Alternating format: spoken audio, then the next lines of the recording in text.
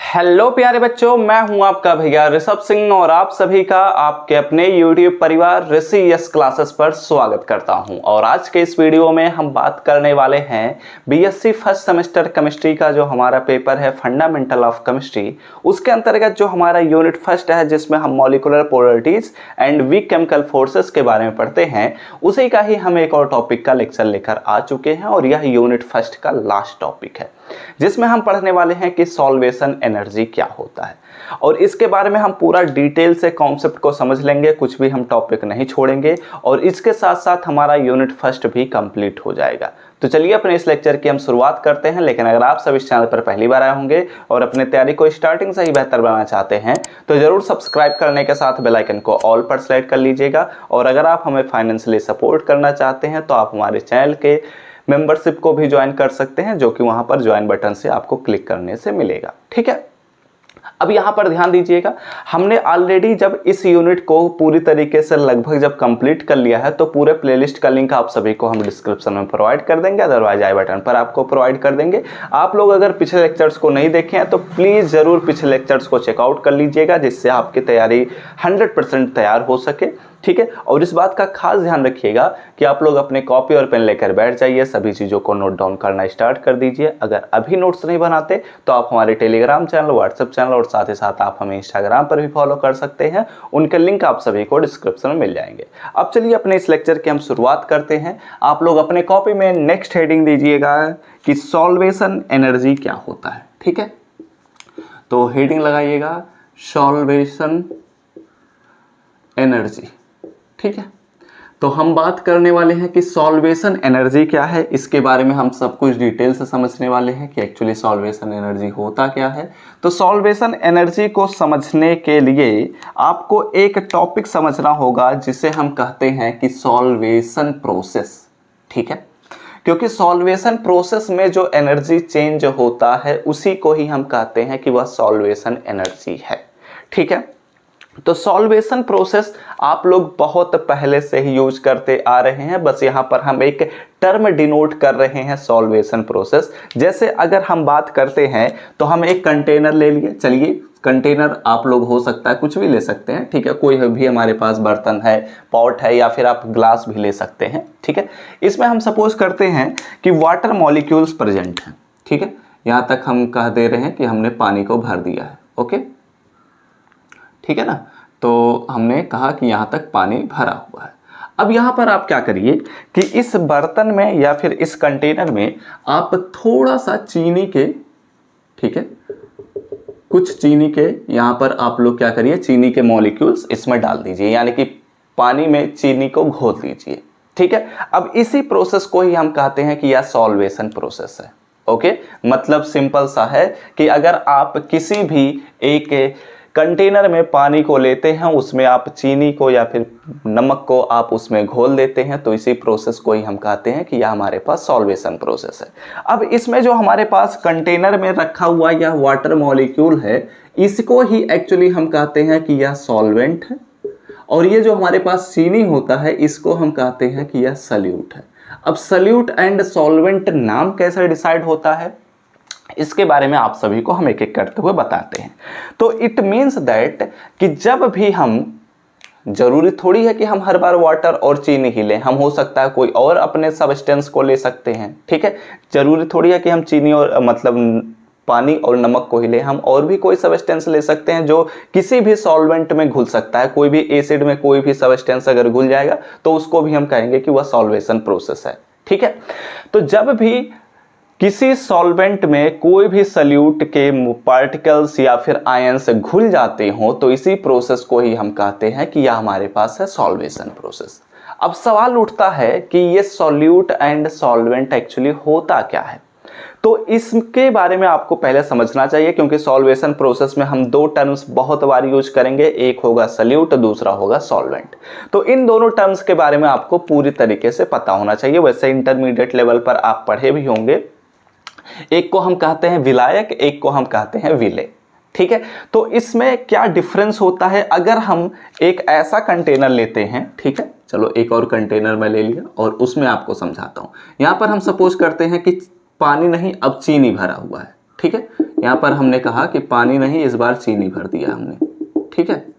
ये पूरी तरीके से हमारे पास चीनी भरा हुआ है, हम ऐसा कह दे रहे हैं, ठीक है। अब इसमें 2 ड्रॉप हम क्या करते हैं, मेरे ख्याल से मैं बना नहीं पाऊंगा, ठीक है। तो ओवरऑल मतलब यहाँ से समझो कि यहाँ से हमने क्या किया, पानी को 2 ड्रॉप, केवल 2 ड्रॉप हमने डाल दिया, ठीक है। और फिर उसके बाद हमने पानी का मतलब जो आ रहा था, पानी का आना था, वो हमने रोक दिया। तो जब हमने चीनी में पानी को डाल दिया, ठीक है, तो अब यहाँ का जो हमारे पास चीनी का यहाँ का मतलब सरफेस होगा, वो इस पानी के साथ घुल जाएगा, ठीक है। तो जब यहाँ पर हमारे पास यह चीनी का जो हमारे पास पानी में घुलना हुआ, इस प्रोसेस को भी हम कहेंगे कि यह हमारे पास है सॉल्वेशन प्रोसेस।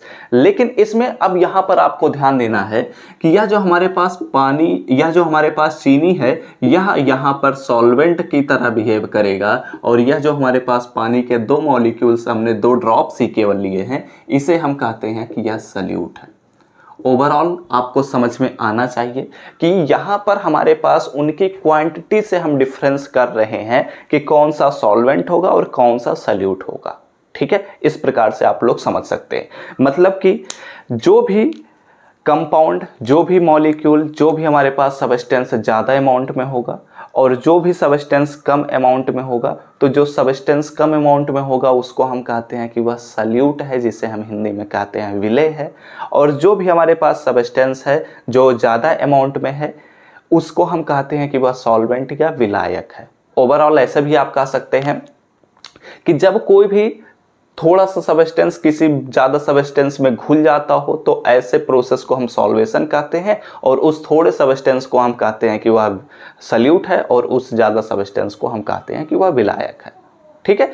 मतलब कि जिसमें घुलेगा वह विलायक होगा और जो घुलेगा वह विलेय होगा। ओवरऑल ऐसे भी आप लोग समझ सकते हैं, ठीक है।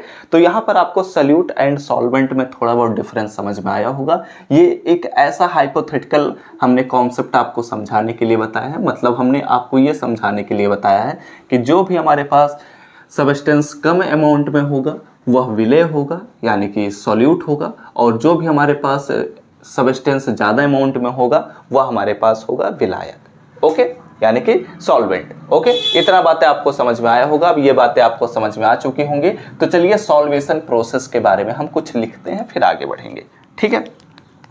तो सॉल्वेशन प्रोसेस क्या होता है, तो यहाँ पर लिखिएगा कि सॉल्वेशन, ठीक है, सॉल्वेशन इज द इंटरेक्शन, ठीक है, इंटरेक्शन बिटवीन सल्यूट, ठीक है, सल्यूट एंड सल्यूट पार्टिकल्स लिख लीजिए, सल्यूट पार्टिकल्स, ठीक है। और ये सल्यूट पार्टिकल्स जो हैं ये हमारे पास हो सकते हैं मॉलिक्यूल हो जाए, हो सकता है आयन हो जाए, एंड साथ ही साथ यहाँ पर आप लोग ये लिखिएगा कि सॉल्वेंट, ठीक है, ठीक है। तो हमने क्या बोला कि सॉल्वेशन एक इंटरेक्शन है जो कि सल्यूट पार्टिकल्स और सॉल्वेंट के बीच होता है, ठीक है। ये बातें हमने यहाँ पर आपसे बोला।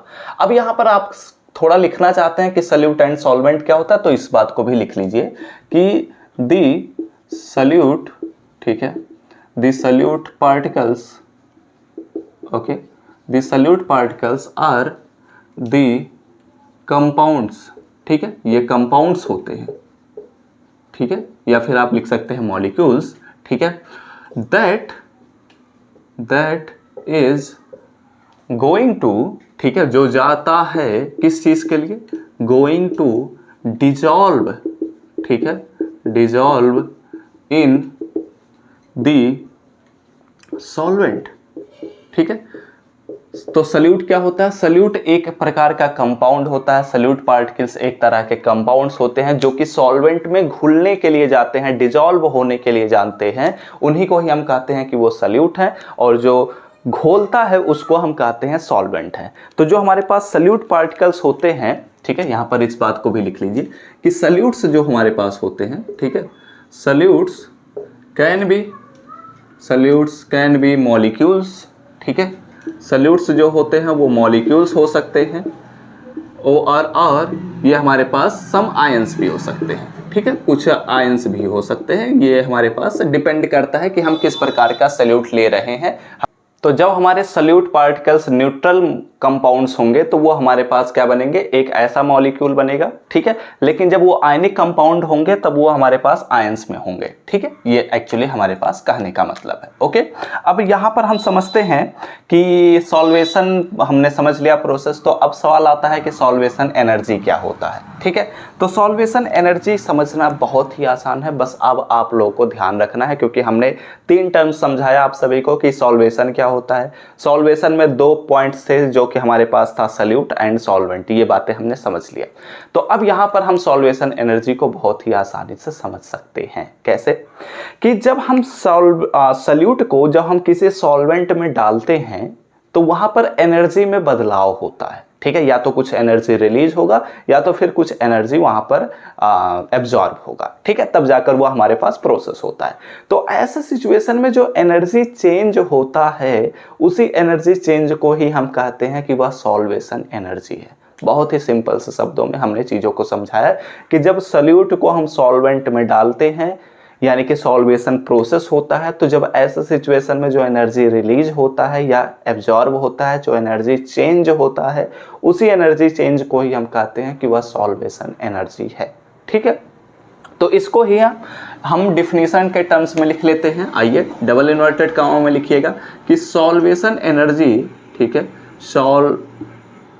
सॉल्वेशन एनर्जी, ठीक है, solvation energy is the change, ठीक है, is the change in energy, ठीक है। वैसे यहाँ पर हम एनर्जी जो टर्म्स लिखते हैं ना, ये गिब्स फ्री एनर्जी के टर्म्स में लिखा जाता है। तो आप लोग कई बार डिफिनीशन में भी देखेंगे कि ऐसा लिखा जाता है कि solvation energy is the change in Gibbs free energy, ठीक है। तो आप चलिए उसी टर्म्स को लिख लीजिए, लेकिन आपको बस समझना है कि हम एनर्जी की ही बात कर रहे हैं, ठीक है। Gibbs free energy. अब ये गिब्स फ्री एनर्जी क्या होता है मैं आपको बाद में समझाऊंगा, ठीक है। हम आगे आने वाले सेमेस्टर्स में इस पर बात करेंगे जब हम थर्मोडायनेमिक्स पढ़ेंगे। तो आई होप आप लोग इंटरमीडिएट में इतनी चीजें तो पढ़े ही होंगे कि गिब्स फ्री एनर्जी को हमें ज्यादा समझाने की जरूरत नहीं है। अगर आपको ना समझ में आ रहा होगा तो बस समझना कि हम एनर्जी के चेंज पर बात कर रहे हैं, ठीक है। तो solvation energy is the change in free energy या गिब्स फ्री एनर्जी व्हेन, ठीक है, व्हेन सॉल्यूट, ठीक है, व्हेन सॉल्यूट्स या सॉल्यूट पार्टिकल्स, ठीक है, ऐसा लिखिए, सॉल्यूट पार्टिकल्स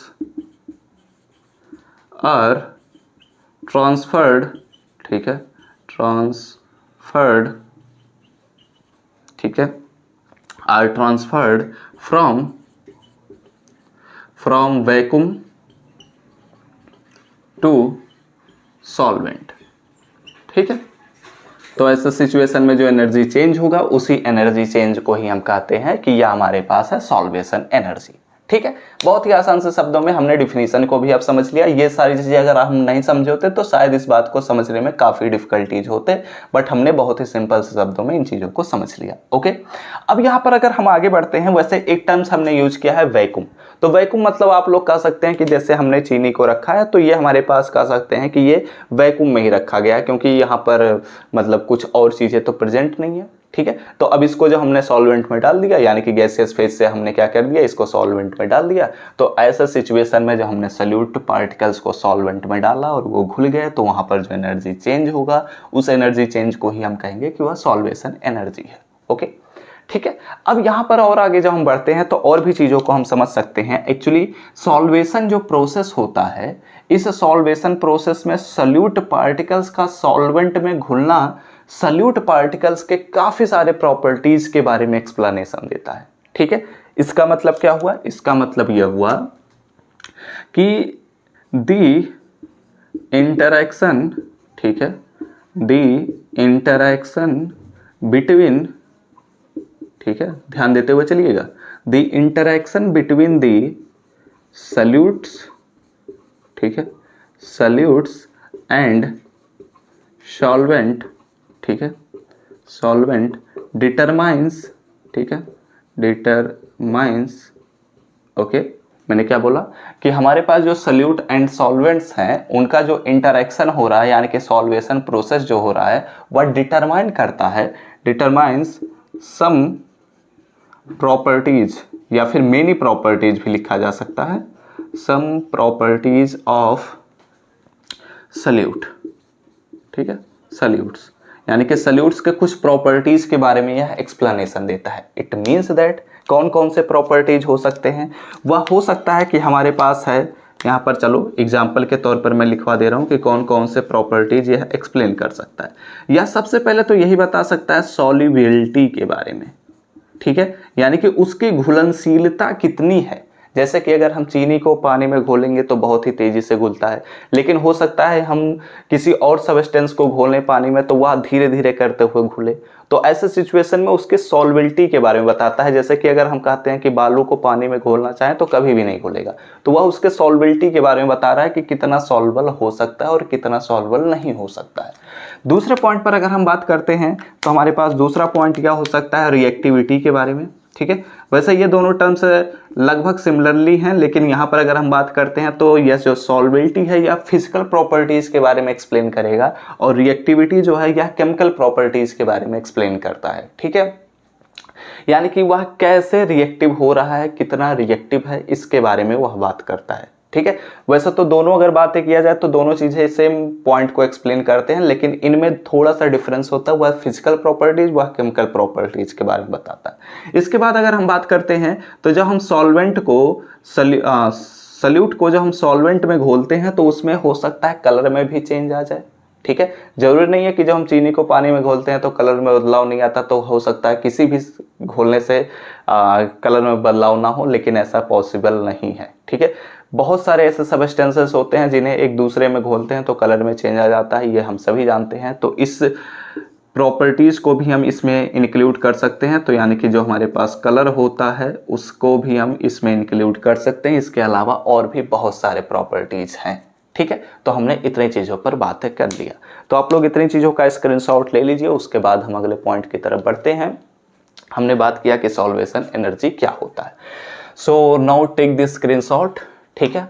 अब यहाँ पर हम बात कर लेते हैं कि सॉल्वेशन कॉम्प्लेक्स क्या होता है। बहुत ही अच्छा पॉइंट वो भी होगा, तो आप लोग इतनी चीज़ों का पहले स्क्रीनशॉट लीजिए, उसके बाद हम समझते हैं। स्क्रीनशॉट हो चुका होगा, मैं भी इसे इरेज कर रहा हूँ, आप लोग छाप चुके होंगे, मैं इसे मिटाता हूँ, ठीक है। और यह इस चैप्टर का लास्ट टॉपिक है, तो यह चैप्टर भी हमारा बहुत ही जल्द कंप्लीट होने वाला है। शायद अगले 5 मिनट में यह हमारा चैप्टर कंप्लीट हो जाए, ठीक है। तो आप लोग अपने ध्यान को इधर उधर भटकने मत दीजिएगा, रील वगैरह मत खोल लीजिएगा ठीक है। और बस फोकस रखो, जब पढ़ने का टाइम हो तो बस पढ़ाई करो, जब घूमने का टाइम हो तब केवल घूमो, ठीक है। जब मौज मस्ती का टाइम हो, दोस्तों के साथ रहो, तो केवल वहीं पर रहो, ठीक है। एक मोमेंट को जीना सीखो, ओके, ठीक है। चलिए यहाँ पर हम बढ़ते हैं अगले पॉइंट की तरफ। ये हमने इरेज कर लिया, ठीक है। अब बढ़ते हैं कि सॉल्वेशन कॉम्प्लेक्स क्या होता है, इसको समझते हैं।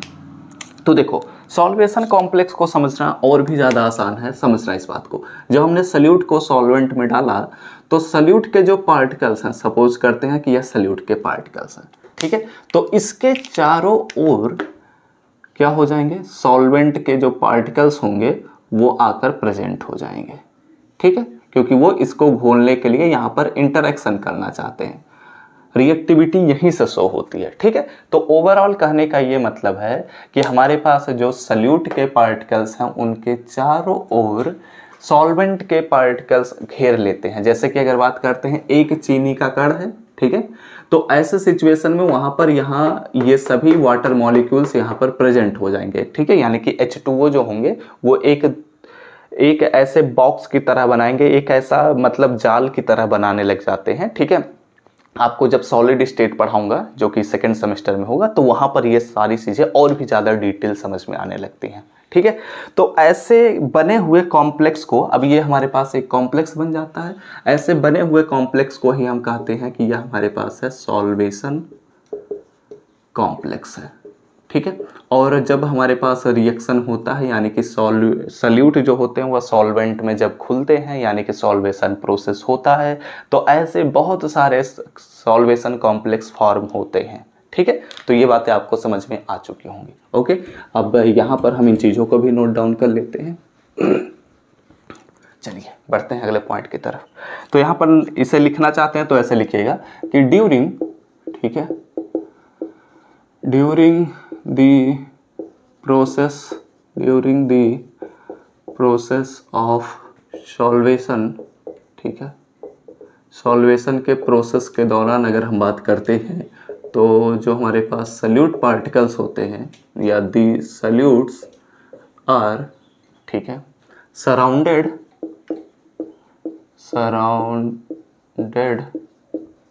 By the solvents,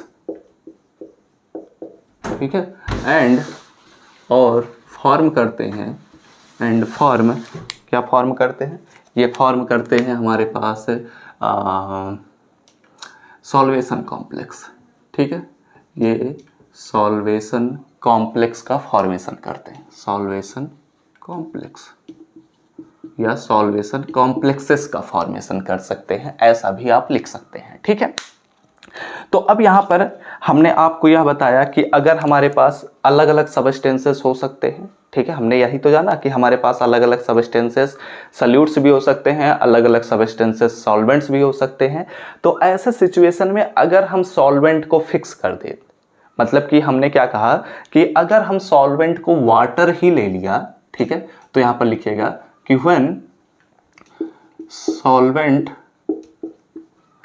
is water molecule, ठीक है, वाटर मॉलिक्यूल्स, तो ऐसे प्रोसेस को, तब यह जो हमारे पास सॉल्वेशन प्रोसेस है, तो दिस प्रोसेस यानी कि जो हमारे पास सॉल्वेशन प्रोसेस है इज कॉल्ड, तब उसको हम कहते हैं कि यह हमारे पास है हाइड्रेशन प्रोसेस। क्या है, हाइड्रेशन हो रहा है, ठीक है, यानी कि किसी भी चीज का पानी में घुलना जो होता है वह हाइड्रेशन प्रोसेस कहलाता है। ओके, अब यहाँ पर हम अगर एक और पॉइंट, बहुत ही सिंपल सा पॉइंट है कि जो हमारे पास सॉल्वेशन एनर्जी होता है, ठीक है, वैसे आप लोग जानते भी होंगे, नहीं जानते हैं तो आपको मैं बता दे रहा हूँ।